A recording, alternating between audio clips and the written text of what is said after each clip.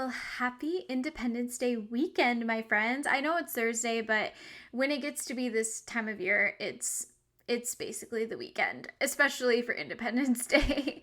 But I have a fun episode for you today, and I thought it would be even more fun if we had a special incentive on our coaching offers for the next 48 hours. So if you're listening to this when this episode comes out for the next 48 hours, you can get our coaching package for a very special incentive. Plus, you will get a additional bonus call. So, you're going to want to run and go grab that really quick because you won't be seeing this for quite some time, but I thought it would be fun just because I know some of you have been wanting to start your healing journey, but you need a reason to put that foot in front of the other foot. It is hard to talk ourselves into that. And I totally get it because I was once where you are too. And so I am so looking forward to getting to walk with you, getting to know your story, getting to learn your triggers, and really just figure out how we can tackle this healing process for you. My coaching is very individualized, tailored to you and your story and your needs. And I've been doing this now for quite some time, and I've gotten to learn a lot of amazing things along the way. So I can't wait to meet you and to work with you. If you are interested, you can go to brittanypoppy.com/coaching to take advantage of that incentive. And if you are like, I have no idea what to even expect, I don't know what a call is like, you can listen to today's episode for an excerpt of what one of those 1 hour calls is like.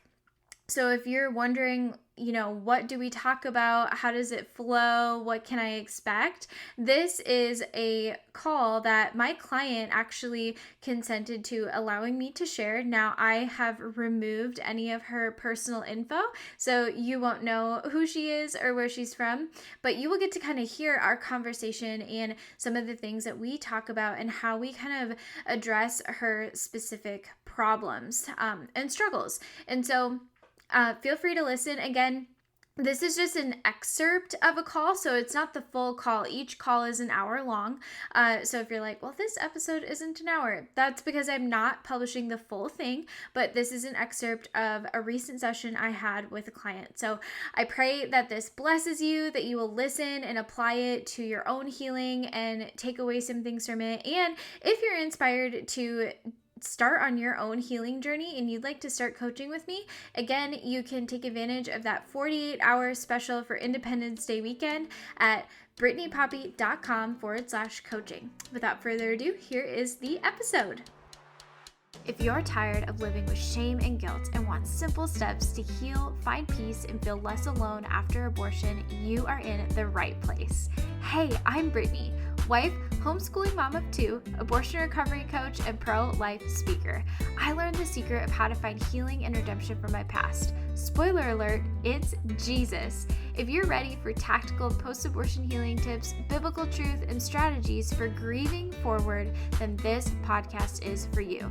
Let's crack open that Bible and get ready to receive the good news.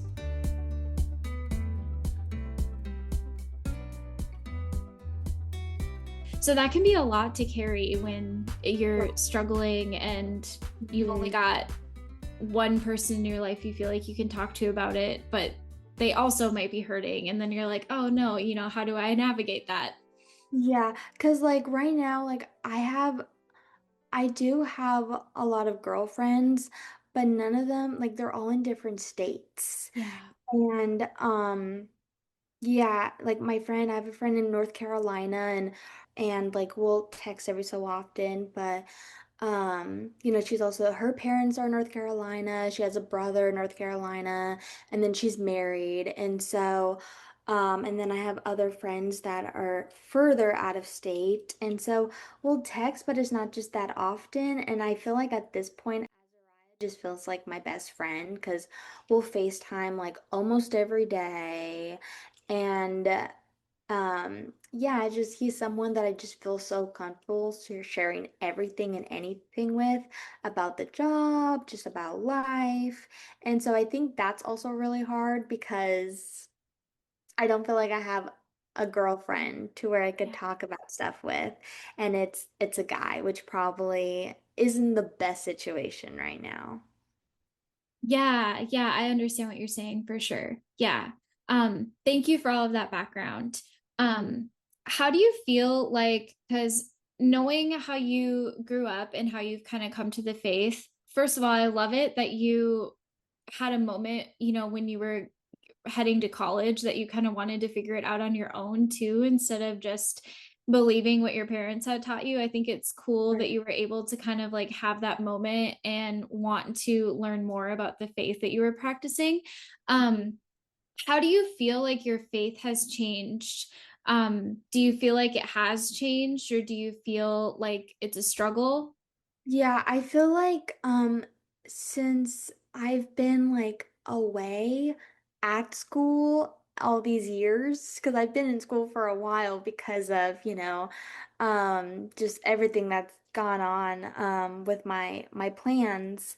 I feel like it has been a huge struggle, which is why I've probably made these mistakes and fallen into this temptation because I haven't like my foundation has kind of like loosened a little bit.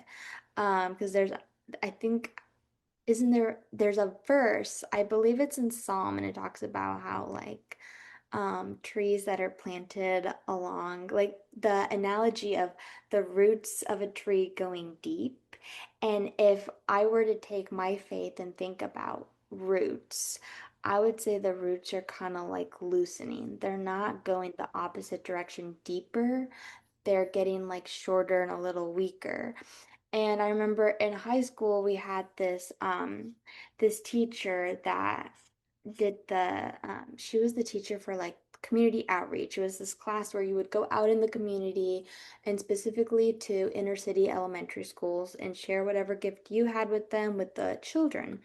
And one of the things that all of us in that class would look forward to was as a senior, she would spend time the whole year prior to graduation just really praying over each one of us. And then at the end of the semester, telling us what she believed God was telling her about us.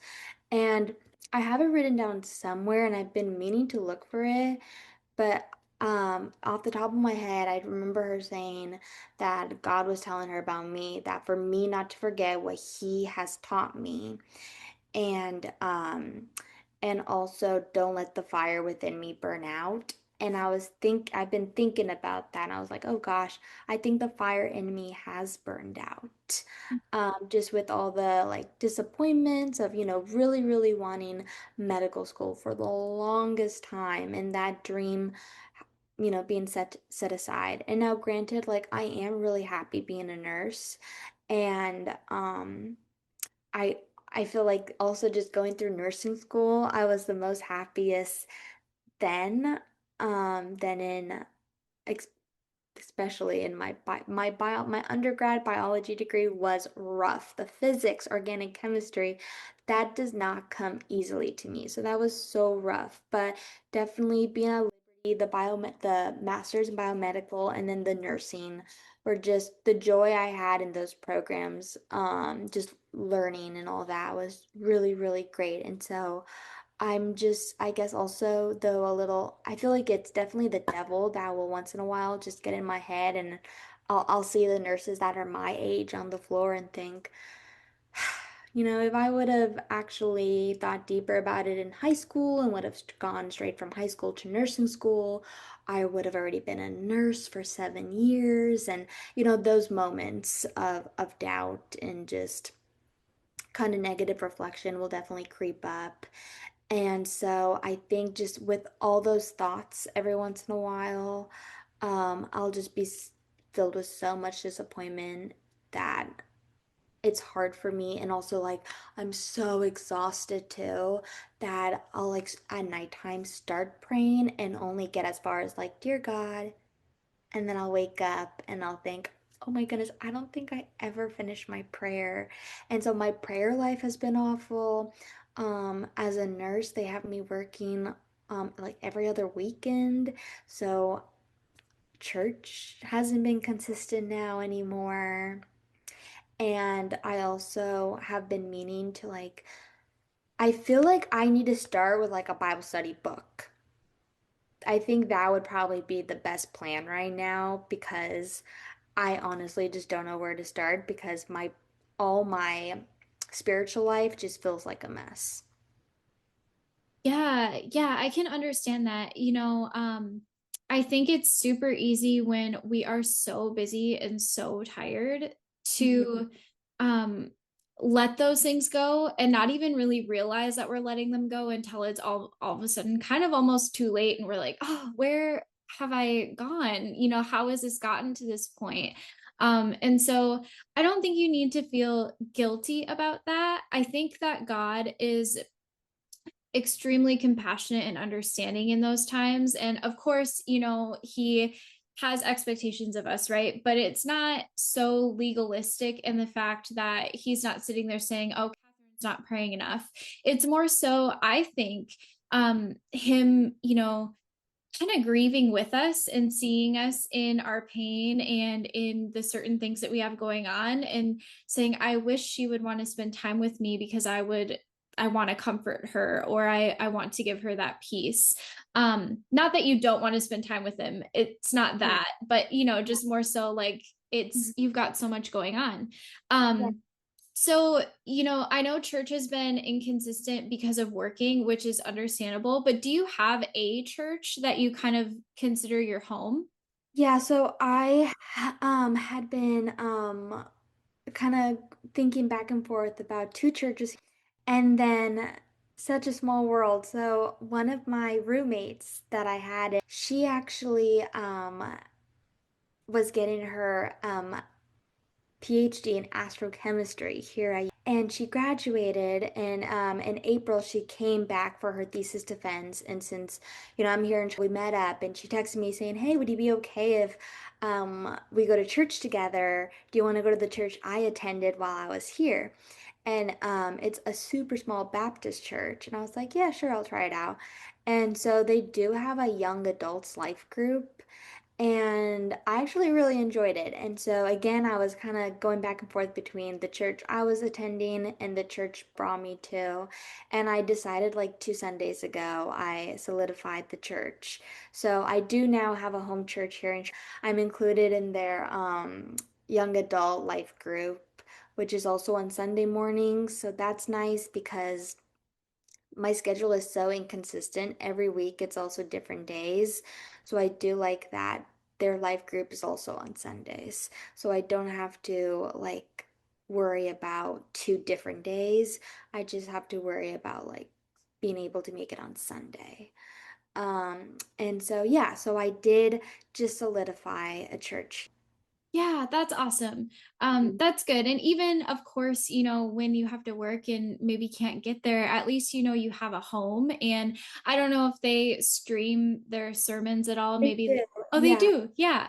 Yeah. So then that's what I do with my church. Now and then I have to miss, and it's nice to catch up. It's not the same, always, but it's nice to get to listen in and yeah. Yeah, that's awesome. Okay, good. And I'm glad that you're plugged in with a group too, because I think especially not saying that you have to tell your group your whole like story that we're talking about, but when we're going through a healing process, it's really good to have groups of people that we're consistently meeting with because one thing, and we'll probably talk about this more as we go through your sessions, but one thing that we sometimes will tend to do, even when we're seeking healing, like even when we're trying to get better, is we'll tend to isolate from other areas. And then that can actually kind of prolong the process or make things kind of go backwards for a little while. So I'm really glad that you're plugged into that too. Yeah, no, I definitely wanted to make that like a priority, especially since I was feeling, and I'm still feeling lonely. And, like I haven't really gotten to know any of the people in that life group other than that one Sunday. Because not yesterday, this past Sunday, I went back since it was Father's Day. Oh, yeah. But I'm excited to hopefully get to know the other young adults in that life group as hopefully the weeks and months go along. Yeah, yeah, that's so good. I'm glad. That's awesome. So I wonder, when you think back to um after your first abortion, do Mhm. you see a change in your personality or maybe kind of elaborate on that? Do you feel like do you look at your life kind of like before that happened and then after that happened, or do you see that you had some changes within your personality or your mood? Yeah, I would say, I mean, I have been thinking that I feel like I'm living like a double life, because it's since the whole, I mean, I've already had two abortions and I've been like, this is such a secret, right? Like, I haven't told anyone, but then, there'll be comments, people will make comments about my personality or about me, and it's like, oh gosh, if they only knew like what I've done. Um, so I guess I've seen I felt that change with like just like me thinking and me saying to myself like I feel like I'm living a double life. Um but other than that, I don't know, I would have to probably step back and kind of evaluate myself within the between now and the next time we meet to see if to really think about has my personality changed Yeah. in public too, you know? hmm Yeah. Well, maybe we can have that for some of your homework between now and next time.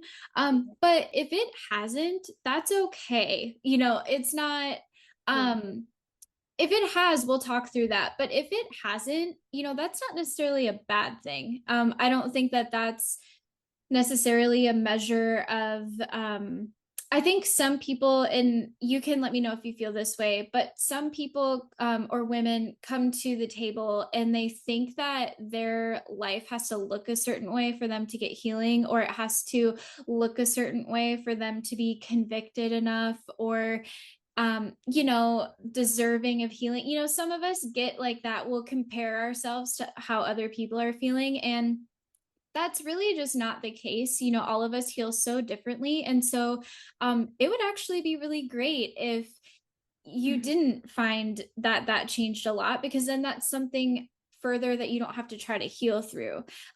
So I don't want you to think, between now and next time, oh, Right. well, I really haven't noticed a lot of changes. Is there something wrong with me? There's nothing wrong with you. It just is going to look different for you then than maybe someone else who did have that. Okay. Yeah. Thank you for sharing that. Yeah, yeah, absolutely. I think it's important to not let this define you, or not let this make you think that you have to feel a certain way in order for God to, come meet you in your pain. God's just not like that. His character is so different. So, Yes, for sure. yeah. Yeah. So tell me about, do you feel like you have certain triggers that will kind of make the guilt and the shame and the grief a little bit worse? Yeah, I would say um I haven't at church the past few Sundays that I have been able to go to church because I haven't been working. Haven't run into this too much, but I feel like also if I'm listening to like a podcast and a commercial comes on, or YouTube and a commercial comes on, or like if something at church is brought up in regards to like the sanctity of life and like saving yourself for marriage. I feel like those are all triggers to where I get like filled with a lot of shame. Just because like I'll hear that and I'm like, yes, I do believe that, but and I did believe that, but now it's like I messed up, and it's kind of the whole thinking too, I feel like of I've already messed up, like, Mm, but also, I don't know, I feel like Because even with like I've also talked to him too about the shame I've been feeling and how like we need to stop maybe like seeing each other if we can't like if we're not willing to both stop. Um and yeah, it's just I would say those are definitely triggers when I hear um stuff like that about what I truly do feel I do truly believe in deep inside, but I'm just not showing it in my life. Yeah, yeah, that makes a lot of sense. And I think a lot of us can think of times in our life when we've done that. Mhm. Um, it reminded me of, and forgive me for not knowing exactly where this is in scripture. I should know if I'm going to reference it, but it reminded me of that scripture where Paul is saying, I do what I don't want to do, and I know that I shouldn't, but I continue to do it anyway. Obviously, he says it differently than what I just said, but yeah, I don't know if you relate to that a little bit. Oh, yes, for sure. Yeah. Yeah, Yeah, I think that that's something that we can look at as, we're going to fall in this Christian life. And right, this is not going to be the last time that you sin, right? right. All of us are sinners and fall short of the glory of God. And so we can just, look forward to how we can heal, but also how we can strive for more so that we strive to live differently and we know what to do if we are faced with a sin again and how to come to repentance in that and recognize that and come to conviction. Mhm. I have a question, and if you don't want to answer, that's fine. But do you feel like with I hear in you that you really truly care about him. Right. But do you sometimes feel like you have to continue to be with him because you had that goal to, not engage in kissing or any sort of that before you were married type of thing? Yeah, I do. Yes, I feel like the honest answer would be yes. Yeah. Yeah. Yeah.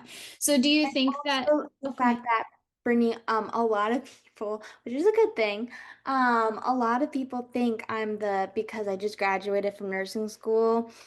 I'm in the 22, 23 age range from what I've been getting at work. And I kind of play along with it. I don't tell them the truth because I also want to give myself grace for the learning. Because I feel like when you find out someone's older, you think, oh, they should have more knowledge. But nursing is so different than all my other degrees. And it truly is like the most learning, like all the learning really happens when you're on the floor, like Yeah. not what you learn in nursing school. So I just also want to allow myself grace to where I don't want people to know my true age right away. But I am 29, and that being said, like I would love to, like I truly would love to have a mom, to be a mom. And I am also really happy in the sense that I'll see little babies and little kids, and that's not a trigger. Like I don't feel angry or anything like that. I am still like, oh my gosh, they're so cute. And so yeah, I think because I want to be a mom like sooner than later, I do feel like, okay, well, there's no other prospects. Like the only guy that, you know, I like right now and I know likes me and that I've been with is as so I guess as it is, you know what I mean? So yes, I think because of my age, because I feel like if I haven't met anyone right now, there's not gonna, and I want to like have a kid sooner than later. Um, Definitely, I definitely feel like the answer to your question you just asked would be yes. Yeah. Yeah, I can understand that. And I can even relate to that at certain points in my past too, where you almost feel like you have to settle because you don't maybe, I don't mean this bad from him. I haven't met him. But Yeah. so when I say the word better, it's not that I don't think that he's great. Right, It's right. more so better for you or maybe who God has planned for you if that's not him, but we feel like we have to settle because, well, I made this mistake, so now this is what I Hmm. get. Yeah. Right. Yeah. Yeah. So we can definitely continue to talk through that as we go further through sessions too. But that's something that maybe we can look at and Mhm. pray about and journal over is how to kind of reconcile those feelings and, is he who you're meant to be with? Or how do we help you get to a place where you understand that you deserve what God has for you, regardless of what you've done in your past? Mhm. Yeah. Yeah, no, that sounds good. Yeah. Yeah. Yeah. Good. Good. Can you think of any other things that you've noticed, things that have kind of amplified the shame and guilt a little bit more? Um, yeah, I mean, yeah, the big thing is just the feeling like I'm living a double life, like really nice comments that I receive at like work, at church, when I'm home with, my friends and neighbors, and just not feeling worthy of those sweet comments about my personality or whatnot. Um, Mhm. yeah, and then what I mentioned to you earlier, I think those are pretty much the only triggers. I haven't run across any other triggers. Okay. Yeah. Yeah. Okay, cool. So what I'm thinking for homework between now and next time we meet, which ideally usually about every 2 weeks is kind of best if that sounds good to you. But I'm thinking for homework, I'm going to give you a signs and symptoms sheet, and I'd like you to just kind of look through that because there might be some things on there that you might not consciously think of Okay. without seeing it. But if you come next time and it's still just what we talked about, that's fine. That I'm not looking for you to be like, yes, this whole sheet is my problem. Okay. It's just more so that we can kind of uncover maybe some things potentially that you might be not be thinking of, and then we can look for a course of action for the things that you're struggling with. Um, and I think too, do you like to journal? I do. I do really love to journal. Yes. Okay, great. So I'm thinking between now and next time, maybe sit down with that sheet and maybe journal over kind of what you are feeling when you're feeling that shame and guilt. And feel free to just let the pen, kind of write whatever you're feeling. Maybe keep track of how often throughout the week you're feeling those things. Mm-hmm. And then to consider journaling over kind of what you're feeling other people would think about you if they knew this about you, and what your fears are associated with this kind of double life that you're feeling. And if you can't remember all of this that I'm saying, I'll send you notes and you'll get Okay, go cool. with everything All right, perfect. afterwards. All So right. any other questions, concerns, or anything you wanted to talk about? Um, no, not right now, but I'm excited for our upcoming sessions and Yeah. just feeling and seeing the growth too and the difference. Yeah. Yeah, I'm looking forward to it too. And what I see in you is just somebody who's really ambitious and kind. And I think that this is really going to help you. And just praying that God will give you peace in that as you work through some things that might be tougher. So, but if you don't have anything else, I'd love to say a prayer over you before we end, and then I'll get everything sent over to you. All right, sounds good. All right, friends, I hope that you enjoyed listening to this, and you'll have to let me know if you want to hear more excerpts of calls. I do have some women who have been willing to share their sessions, which is so awesome of them because I think sometimes when we're new to something, it's so nice to have an example and know what to expect and kind of what we're getting into. So I'm so grateful for those women allowing you into this little, kind of to be a fly on the wall, I guess, and see what this is like. So again, just a reminder that coaching incentive is only available for the next 48 hours. So make sure you go to BrittanyPoppy.com/coaching to take advantage of that incentive. That is going to end on July 5th at midnight. So July 5th, 2025 at midnight, you are going to want to make sure you have gotten your coaching before that ends. I can't wait to meet you. I can't wait to hear your story, and I will see you back next week for some new episodes on the podcast. Hey, beautiful friend. I hope that you found comfort from today's episode. If so, would you take 30 seconds and leave a written review in Apple Podcast or a starred review wherever you're listening? It truly encourages me to know that this podcast is helping you. Also, if you're looking for more support from other women who have walked the same walk as you, please join us in our free Facebook community, Abortion Recovery for Christian Women. Please know that I pray for you daily and I am here for you. I'll meet you back in a few days for another episode, but until then, take care and God bless.